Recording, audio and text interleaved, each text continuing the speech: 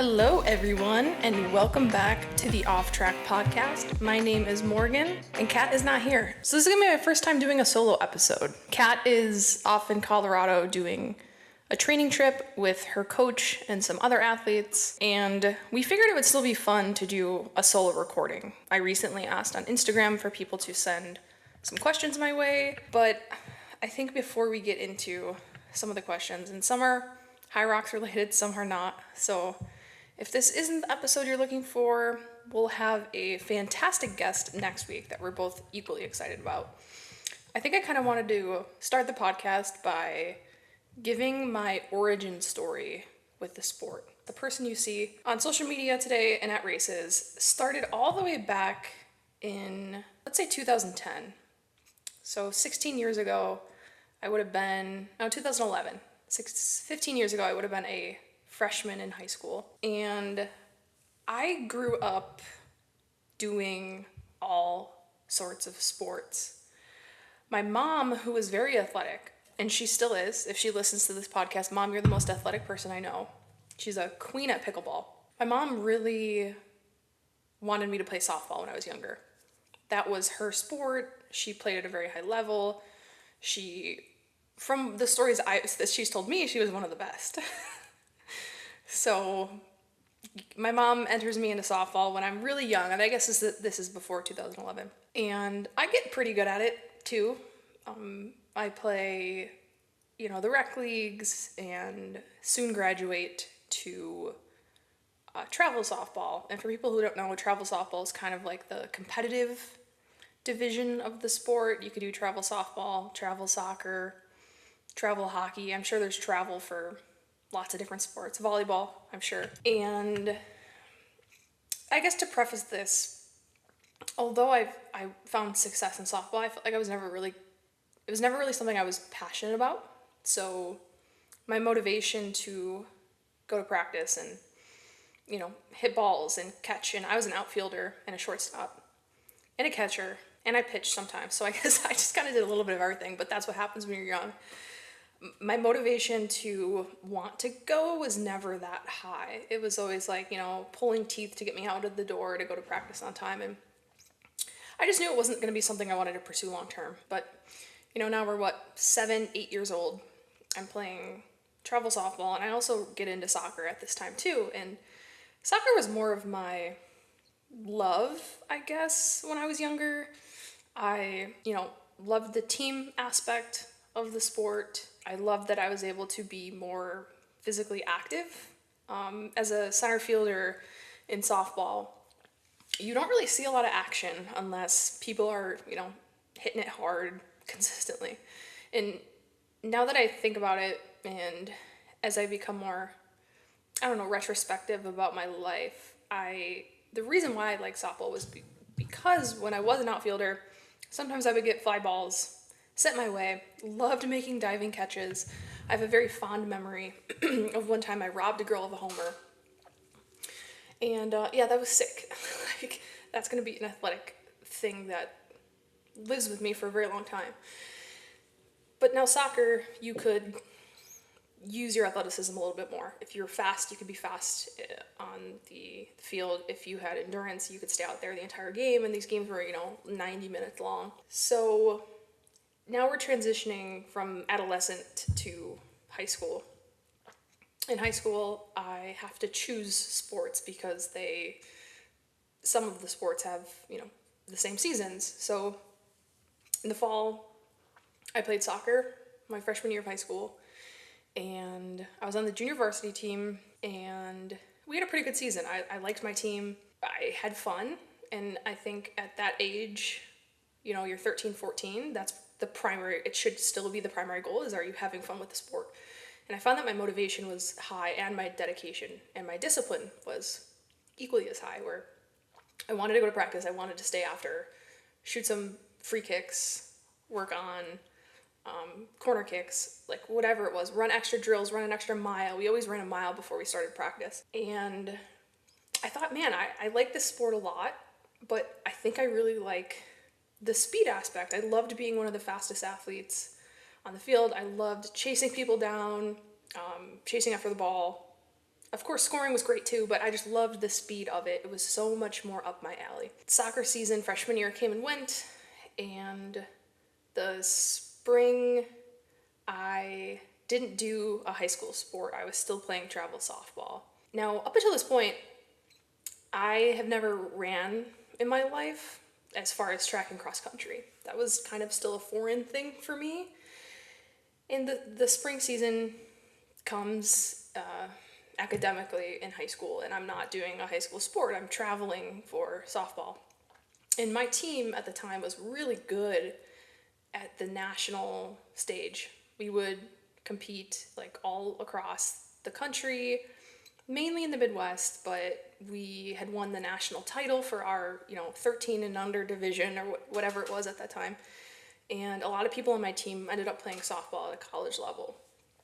So everyone took it pretty seriously. Like, the coaches were very serious and dedicated to ensuring we were getting better to make sure that we stood out to recruiters in college. And I remember after my freshman year, it was summertime, and I had friends that were on the track and cross country team in high school.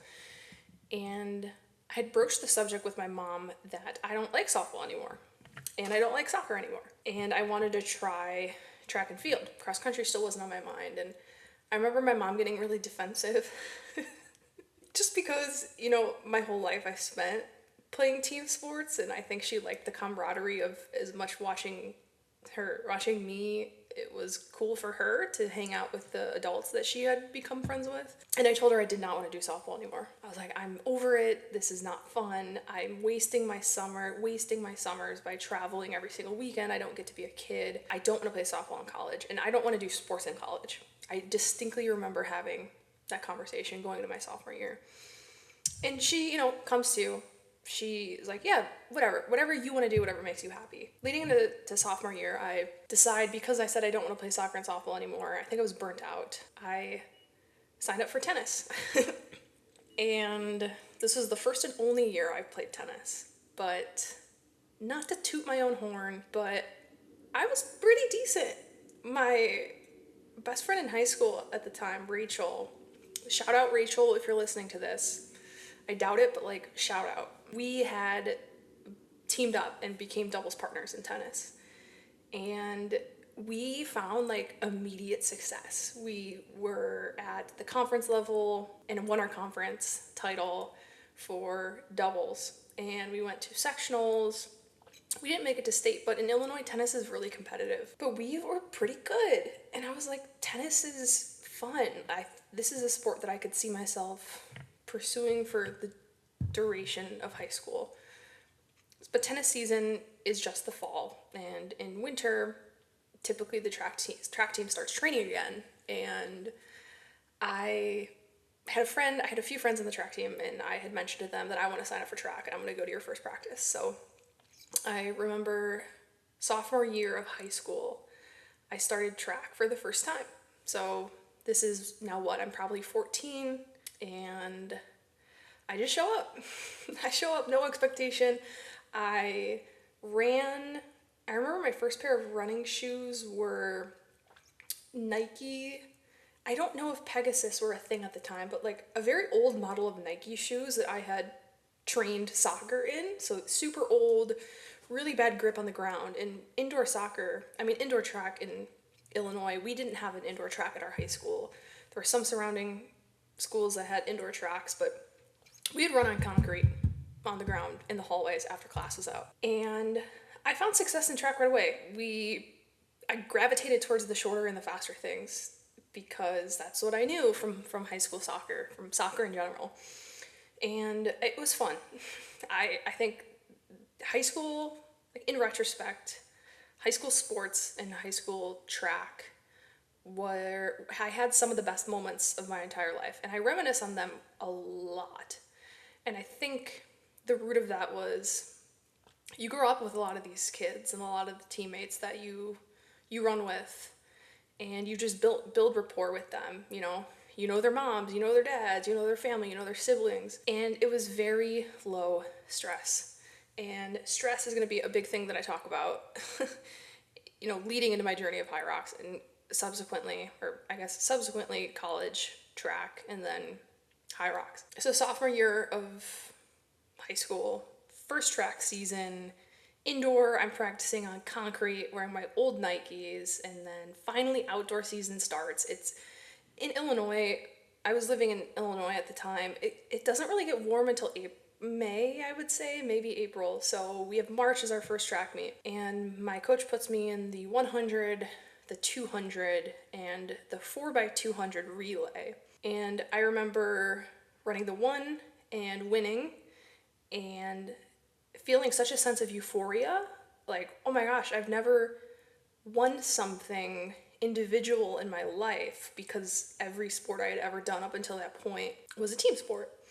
So regardless of how good you are as an individual athlete, you're only as good as your weakest team member. And that feeling was addictive. Like, I remember feeling really cool and like, oh wow, I'm the fastest person in the 100 today. And it was just a random dual meet on probably a random Tuesday in March, but I was euphoric, and that feeling is what kept me coming back to track and field in high school. The 200 went the same, I won, and then that started my journey of pursuing track at a high level.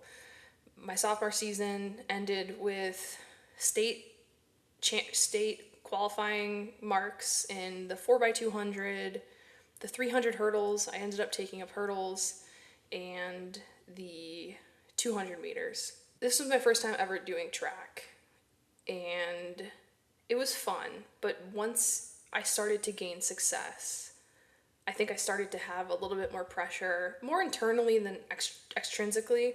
But when you live in a small town, like, my high school was so small that we had 2 towns combined to make one high school, that results speak volumes as far as the type of person you are. And it sounds so shallow, but I think that's the reality of being an athlete in high school. Is if you're a good athlete, you're a cool person and people want to be friends with you, which sounds ridiculous to say now at 29 years old, but I really liked that feeling. Like, I wanted to prove myself that I guess I was a good person, a cool person. Like, I'm awesome, I'm a jock, like, I'm good at track. So circling back to sophomore year, went to state, our 4x200 meter relay placed. I actually ended up getting stomach flu right before state. So I only ran the 4x2 relay, but I got a taste of excellence at the top of the state of Illinois, and I thought it was the coolest thing ever.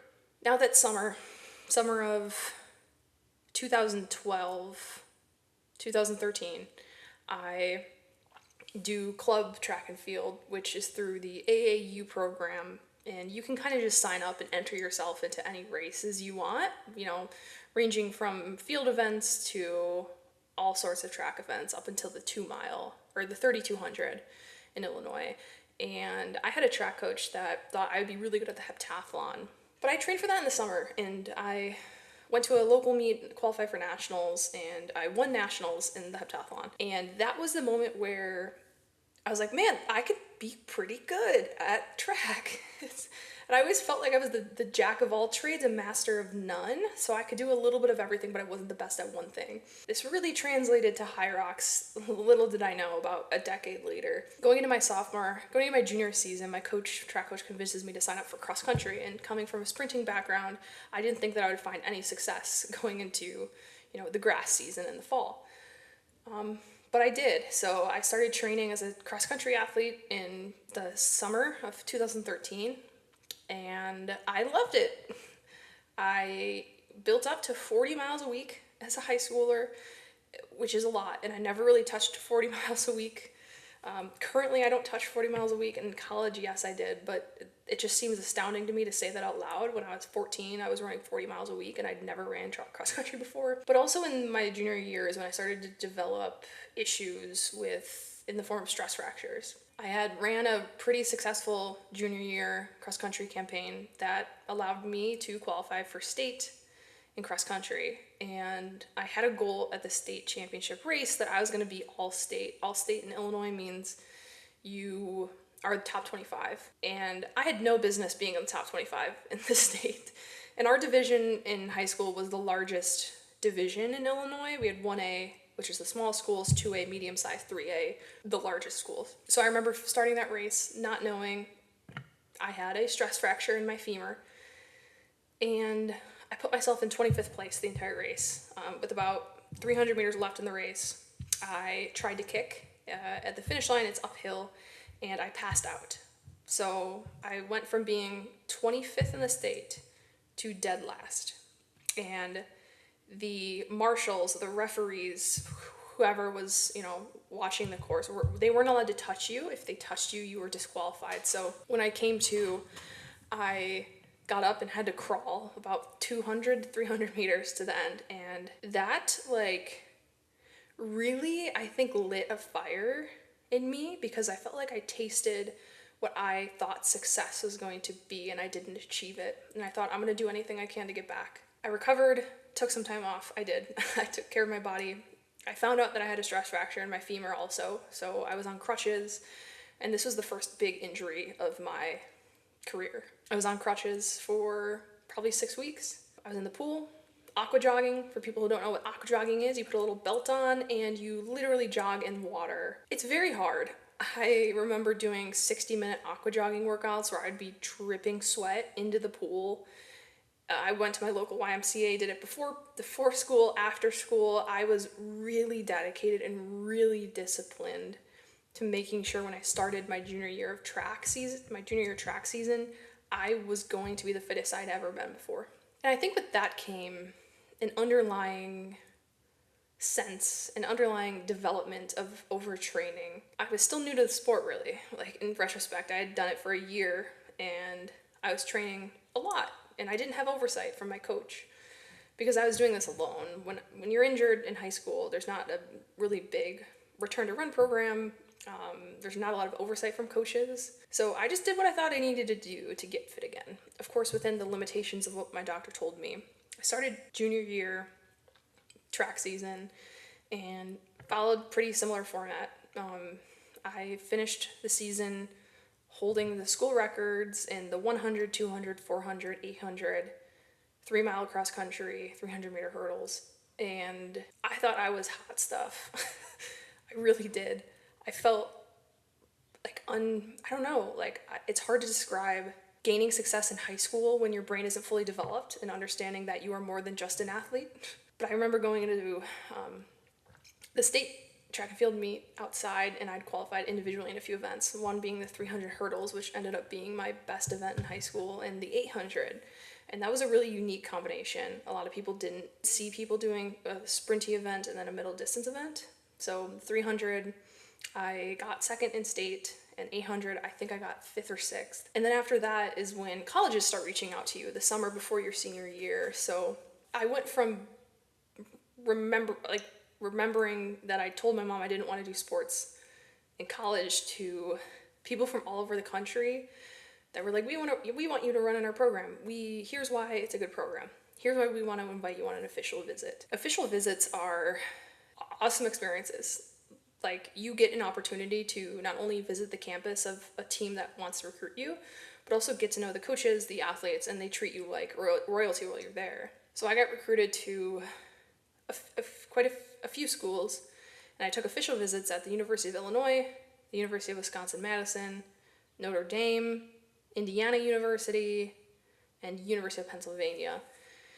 And I remember even during these visits that a lot of the time it seemed almost fake, that they were putting on a facade to convince me that this school was the best school for me. I don't know if the rules in the NCAA have changed as far as buying gifts for athletes that want to attend your school, but at a few of the locations we would go out to nice dinners, and then they would be like, let's go to the bookstore and get you a bunch of merch so when you come here you're equipped for it. And it was cool.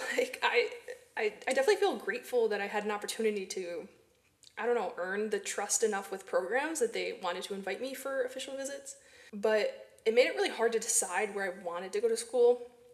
And it wasn't until my senior year, when I had gotten my second stress fracture in my tibia in the summer, that there was only one school that really stood by me while I was recovering through this injury, because I had to be communicative with these programs that, hey, my senior year cross country season, I might not race because I have an injury. And that was University of Illinois. So they were the only team that really, I don't know, felt true to their word as far as they wanted me, because they knew what I was capable of, but not just what I could do, like in a one-time flash in the pan event like state. So I stuck with them. I didn't end up running my senior cross-country season. I was injured. I ran indoor track. I won the state title in the 800, and then outdoor I got injured again. So I was going into college with another stress fracture in my femur. Not cool, like not good from a college coaching perspective, dealing with someone who comes in injured. So that means my college cross-country season didn't come to fruition. I had to redshirt. And even during my comeback from injury, I kept getting injured again and again.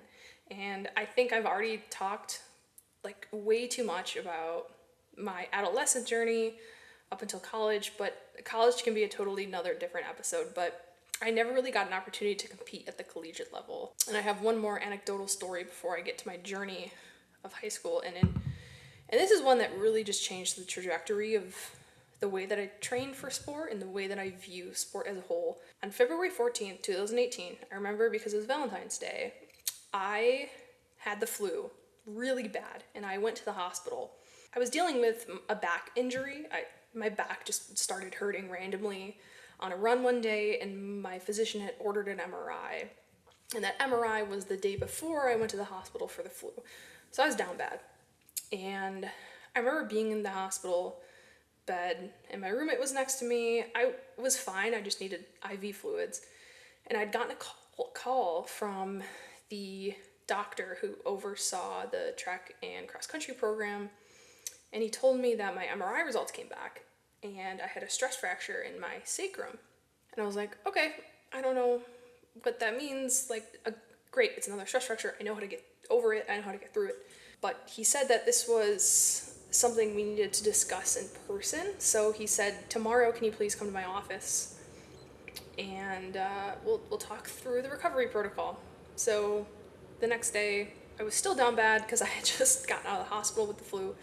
And I go to a really early morning appointment with this doctor, and my coach is there, my track coach. And I'm like, that's really weird, my track coach is here. Like, isn't it like against HIPAA? Like, why is she here? And she has like a very solemn look on her face. Like, she looks really sad. And I'm like, oh my gosh, maybe she had a bad morning so far. It's only 6:30 a.m., but you never know. And we get into this appointment, and the doctor goes, all right, so told you have a sacral stress fracture. This is an injury that we do not like to see in track and cross-country athletes. And because we cannot identify any root cause by why you've gotten, at this point, 7 stress fractures throughout your only 5-year span of running, we do not feel like it's safe for you to run in the NCAA anymore. And I was like, okay, like, what does that mean? And the rest of the conversation was around me signing a medical hardship waiver that basically wrote my life away in the fact that I wasn't allowed to do athletics again in the NCAA. Then my college career was completely over. This was 2018. I graduated college in 2019, and I hadn't ran for probably about a year because I was told by a doctor I wasn't allowed to run again. And then I saw HYROX on Instagram, and I go, this is my villain arc. I am going to get fit again and run, but only a little bit so I don't get injured again. And I trained myself, and I ran the first race in New York City in 2019. And Vivian talked about this a little, like our last episode, where the sled lengths were 25 meters, the rope was 25 meters plus. It was insanely hard to pull and push a sled, but I loved it. Like I said earlier, I always felt like I was the jack of all trades, master of none, and I feel like HYROX really fit that mold for me at the time. I wasn't a good runner anymore because I didn't really run. I really emphasized strength training, ellipticaling, cross training, biking. I got into rowing a lot. I started doing CrossFit, and I thought, this is the sport for me. Here we are, 7 years after 2019, and we're still kicking. So the journey from 2019 to 2026, I think, needs its own podcast, and perhaps another time when Kat is gone and I do a solo episode, we could do the second half of my HYROX journey, because we only really got to the adolescent part from age, 9 until 22. I'm 29 now, so 7 years later. There's a lot that's happened in the span of 7 years, but I asked people for some questions on Instagram, and I'm going to field as many as I can. So first question from HYROX. Thank you, HYROX, and thank you for hosting our podcast. When is your next HYROX? So my next HYROX is going to be in Hamburg, Germany at the end of October for Elite 15 doubles. Kat and I are currently qualified for that first Elite 15 race, and because it's not on the cruise ship, we decided that it would be a good opportunity for us to get back into the elite field and, show our cards and see if we can qualify as a doubles team again. I have to say that for me, HYROX doubles just fits my interests a little bit better than singles. I've always been just a fast twitch, powerful athlete versus an endurance athlete. It's still things that I'm working on, but that's going to be our first race. My first singles race is going to be in Nashville in December. A lot later than I thought I was going to start racing again, singles, but I don't know. I think after what happened at World Championships, I tried to be a little bit more introspective on what I thought my body needed.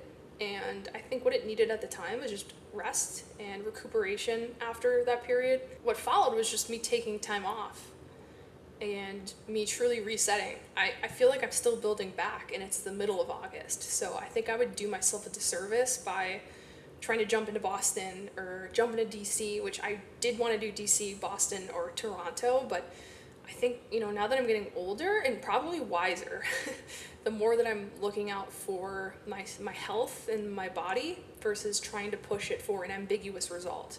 Because at the end of the day, the sport, yeah, it's awesome to chase your goals, and it's awesome to try and, get to the top, which, is things that I'm still trying to attain. I think playing the long game makes more sense for me right now. So doubles in Hamburg, solo in Nashville.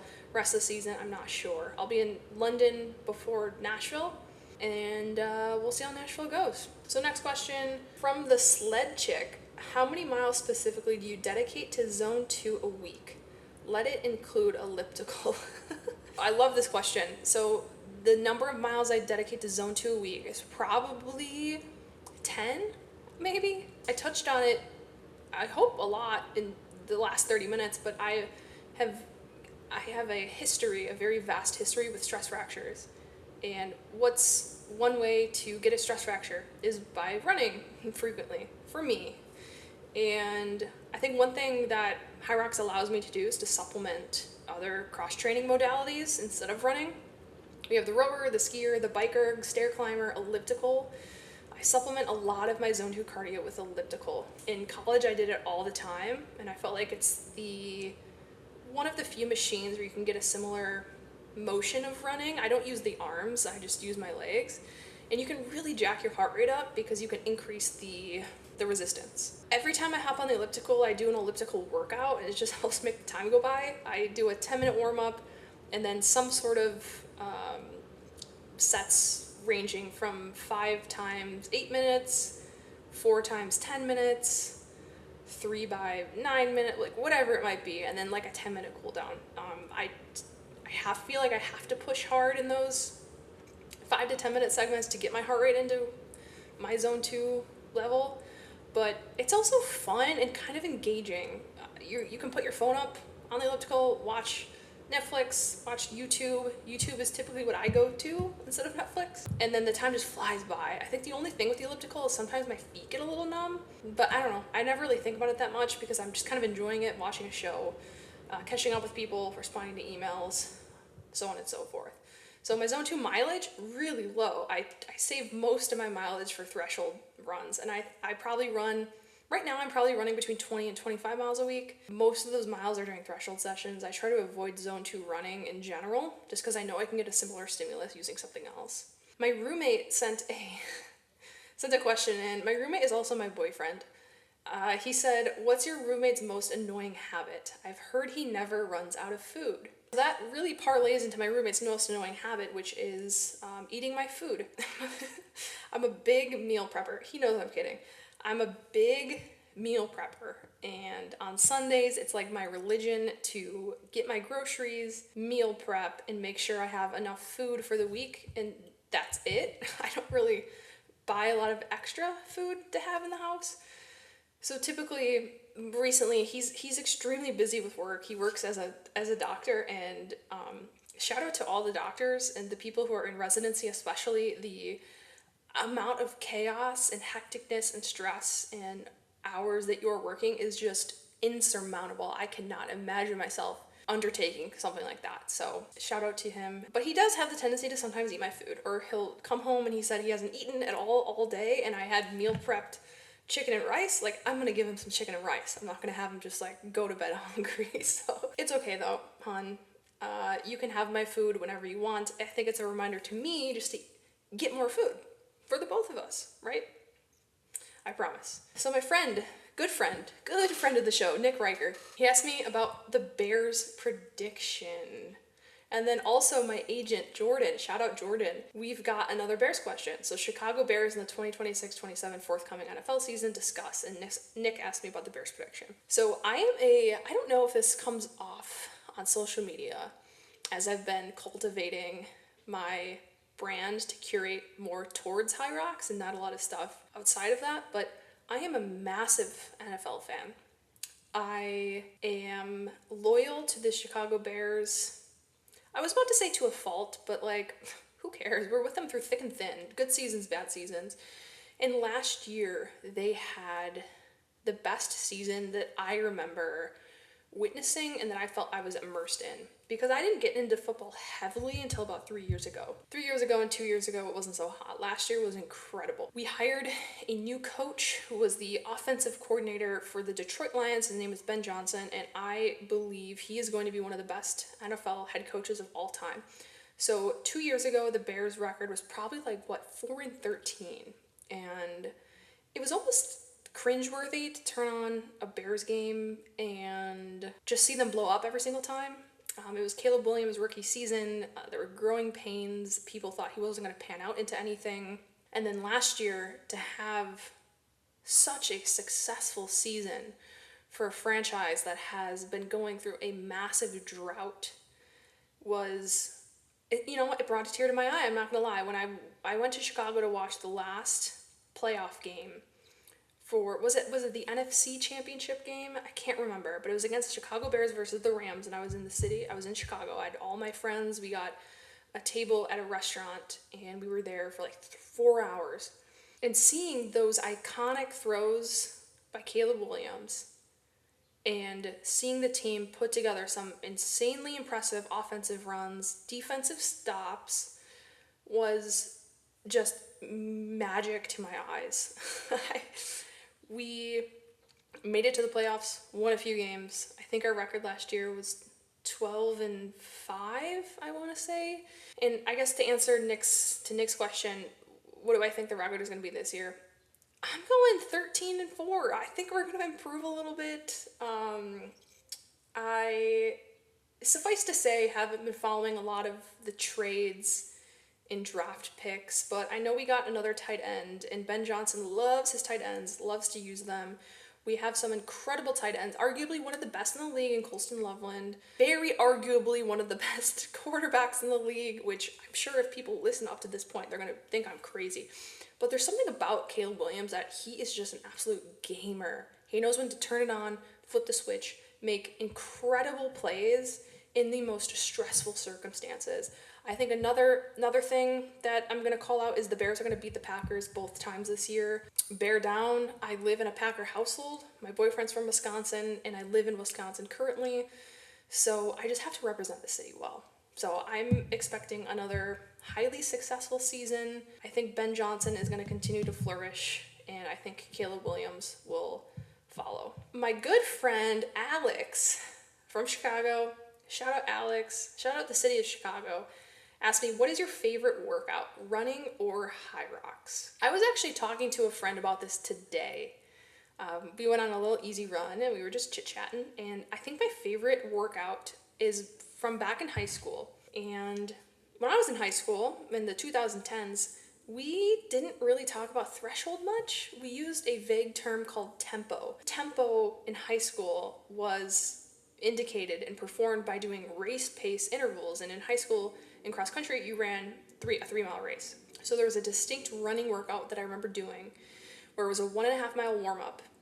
We rested for maybe 5 to 10 minutes, changed our shoes. And at the time, there were no super shoes, so we weren't really, I don't even know if we were changing our shoes actually, because we didn't put on super shoes. We had spikes for the grass, but we ran this on a bike trail on a pavement. So we stopped for a bit, got fueled up, and the workout was 1.5 mile rep at goal 3 mile race pace. And my goal 3 mile race pace at the time was 17:30. So I ran my first 1.5 mile rep like in 7 something minutes. I remember going out in the first mile like 5:30, 5:20 something, and blowing up at the mile mark. So it was a trudge to the finish, and we took 5 to 8 minutes rest, and we turned around and did 1 mile faster than we did the 1.5 mile rep. And at that point, I knew I was cooked. Like 1.5 miles at goal 3 mile race pace is 50% of the race. That's like saying run a 5K at your goal 10K pace. It's doing 50% of the work at a faster effort than your body has ever done that before. So we did a 1 mile back, and then at 800 faster than the 1 mile, and then finished with 4x400s on the track at goal mile pace. Insane workout for someone who's 15 years old. But I think to this day, that was a workout that I did and I completed it, and I thought, man, this hurts, but it was a fun hurt. I think that's when it unlocks like the masochistic side of me, where it's like, I love hurting. This was great. Like, I had such a blast. My favorite HYROX workout though, I really like doing thresholds and then going into a HYROX specific piece. So a prime example, and Rich Ryan is my coach and programs for me. We have done a workout, and I might be mixing up like the crux of the workout, but it would start with like 400s at 5K pace, so pretty quick. You would take 60 seconds after each 400, and then like 2 to 3 minutes, and then do some longer thresholds. So I think we worked up to like a 25-minute threshold run, and then like a 10-minute threshold after that. It would take 5 to 10 minutes and then get into like a HYROX circuit. And typically it would be a run into a station to really work on our compromised running, because up until that point we had developed a lot of fatigue by doing the thresholds beforehand. It would be something like 800 meters at HYROX race pace into 50-meter sled into 800, and then you rest 2 minutes. And then you kind of repeat that cycle by like supplementing the sled for like rowing or lunging or wall balls. And then always finish with a nice long zone 2 cool down. It's a pretty meaty workout, and I feel like you really have to build up your capacity and fitness to sustain something that long. But I think those two are things that are ones that stand out to me. My sister asked a question, shout out Paige, she's the best sister ever. She said, talk about Mabel, your niece. So for people who don't know, Mabel is my sister's dog. She's a basset hound. She rescued her, like 4 years ago now, maybe? She's a senior dog. She got her when she was 9. I think she's probably 13 now. And she is the cutest but most temperamental dog that you will ever meet. I have a crazy story about Mabel. When we had first gotten her, she rescued her, my sister, so we didn't really know what her past was. But when she first got her, she was a lot worse than what she is now, and she's still sometimes kind of bad, but she's really bad with humans, so you can't really get close to her face, otherwise she's going to protect herself and like show her claws and her teeth. There was a time where my sister and I were living together in Chicago, and I went to her room and I laid down next to Mabel on her bed, and Mabel freaked out and bit my face, and it started bleeding and I couldn't see. At the time I didn't realize my contact had just popped out, but my sister called 911, and we had lived across from the ambulance at the time, the fire department, and they walk over. My sister was looking out the window and saw them walk over, and they look at me, and I'm laying on the ground because I'm like, I'm gonna pass out, and they look at me and they're like, all right, you want a Band-Aid for that? And I was like, that's it?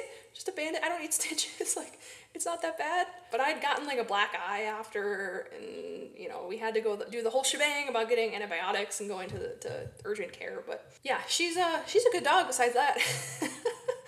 She My sister is definitely the best dog mom that you will ever meet in your entire life. She takes amazing care of her dog. This dog has lived in 3 different major cities, from Chicago to New York City to now Minneapolis, and she always prioritizes her dog. She will get the best treatment, always takes her to all of her vet visits. She works from home, which is nice, so Mabel has, attention regularly, which she definitely needs. But yeah, Mabel is awesome, and she's my niece. My friend Zach, shout out Zach, who works out at the gym that I work at, he asked, if there was a beer mile-esque HYROX race, who wins across divisions? 1 beer per run. Well, I would say I would win the women's pro division of that. I have some experience with beer miles. I ran one during COVID, and I did it with seltzers instead of beer, and I ran like a 6:50 or 6:51 or 6:21. I just remember it being pretty quick, and people were like, holy cow, that's fast. I don't do that much anymore, so I don't know if my chugging ability is as good.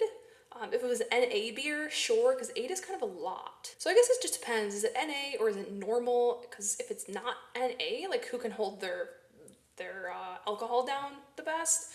So I would say me, just because I have exposure to it. I know I have been good in the past. I don't think I could say the same now. For the men's division, I feel like it has to be either Tim or Hunter. I just know Tim talks about how he wants to get beers after the race with some of the guys, and he seems like someone that is down to drink. So like, why not combine fitnessing and drinking into one race? I could see him, or Hunter too. I would love to see them go head to head in a beer mile, or a HYROX, I guess we can call it. I'm gonna put my money on myself. We got another one from Jordan. What is life like as a dry scooper? Do you take liquid with coffee or just chew beans? So my coffee, I will not dry scoop, because to me, coffee is like an event. It's like a way to kickstart the day. I want to cherish it. I want to cherish my time sipping my coffee.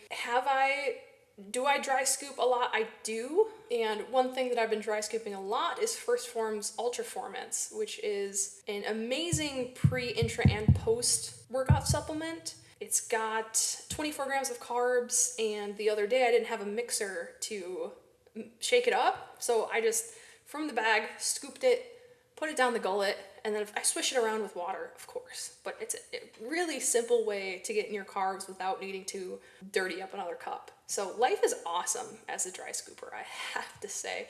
Coffee, I'll always take liquid. Dr. Jake Novak, that's my physical therapist. Shout out Jake. What was your favorite food following one of your races? Which city was the best food?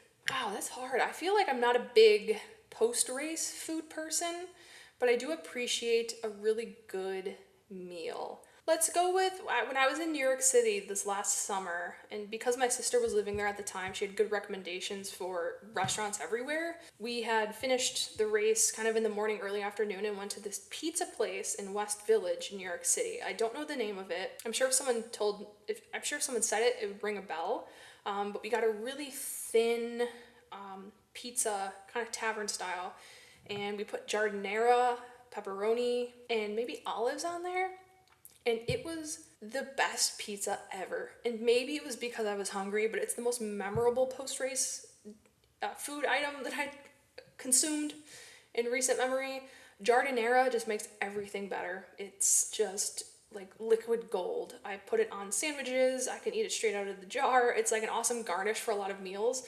So because it combined like my favorite thing with like one of my favorite things in pizza, it's like that was a super memorable. Which city was the best food? So that was in New York City. I will say though that Chicago has really good food too.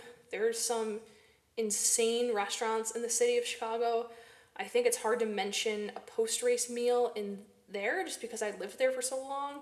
But whenever people come to Chicago for HYROX in the spring, you gotta check out Duck Duck Goat is an awesome restaurant, Cafe Baba Americano, Trivoli Tavern. I could just keep going on and on, so I'm gonna cut myself off there. From GWiz87, what helps keep you engaged and motivated to train? Like extrinsically, it's the goals that I have written down for myself for the year. I try to be good about when a season ends, in a season, like a HYROX season ends, I try to sit down with myself and write what went well and what didn't go well and what do I want to do next year. And I think on paper that really motivates me to make sure I'm hitting my workouts and ensuring I'm progressing in the gym. But I think over time, there are plenty of occasions where you're not motivated to go to the gym, but because you've developed the discipline muscle, it makes it a lot easier to get workouts done when you don't have the motivation.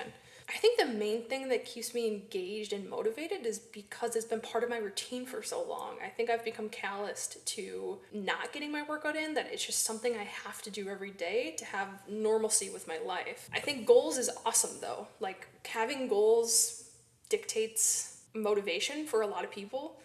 And sometimes when motivation wanes, we do need something on the schedule, on the calendar, or some tangible goal like a time goal, or I want to do wall balls unbroken in this race. Like those are big things that get people to the gym when they're not feeling motivated. But I think discipline will get you to the gym as well, even if you're not motivated to achieve a certain goal.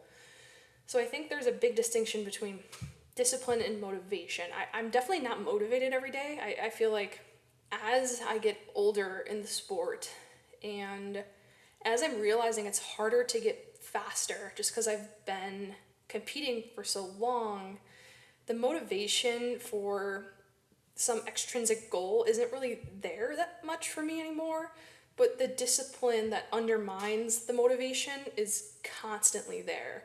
I know, like, I will do it regardless of if I'm motivated to do anything, because it's just a muscle that I've developed over, 15 years of competing.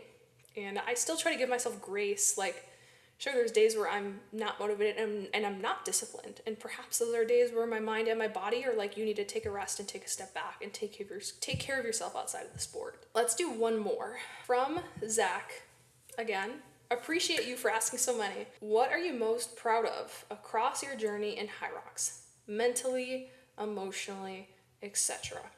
Okay, so this might be, maybe it's an underwhelming answer, but it's the thing that makes me most content with my journey thus far. In 2020, and of course it was during COVID, I decided that I was not going to do HYROX anymore, and I did it for a little bit in 2019, but I wanted to focus on academics. And I went to grad school, and I did that for 2 years, and I got back to the sport in 2022 after I'm saying I wasn't going to do it again because I wanted to focus on school, and I took it way too seriously. I remember telling myself that if the sport wasn't occupying most of my mind most of the time, then I was doing it wrong. And that's a pretty toxic mentality to have, because now I view it completely differently, but it took me a long time to get there. I became obsessed with it. And I remember talking to my coach, Rich, at the time, who still is my coach, and going, I don't really think I like this anymore because I'm taking it too seriously and it's becoming the only thing I do with my life. Once we chatted through that, and we chatted through the idea of me balancing competing only when it worked for me versus forcing it in my schedule, that I might find more success doing that. So from about 2023 until now, I really made the conscious effort to make it less of my identity and make it something that I just do.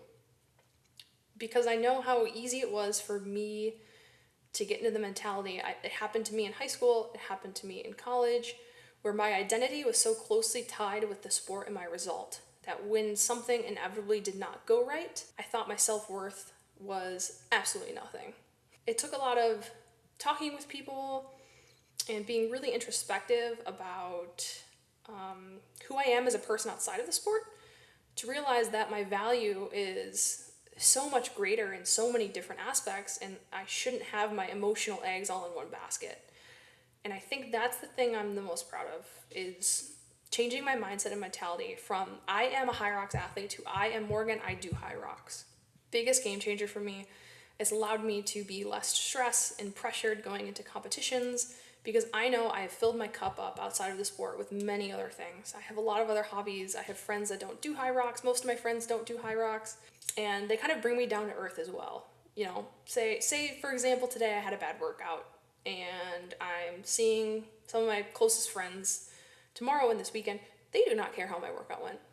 They just care that I am here and that we are having fun together and reminiscing and enjoying our time and the food that we share together. So that's been the biggest success story for me, was just changing my mentality. I had a bunch more questions, but I just did not get to them. I will make sure that when I do another Q&A, I get to the ones that are in reserve.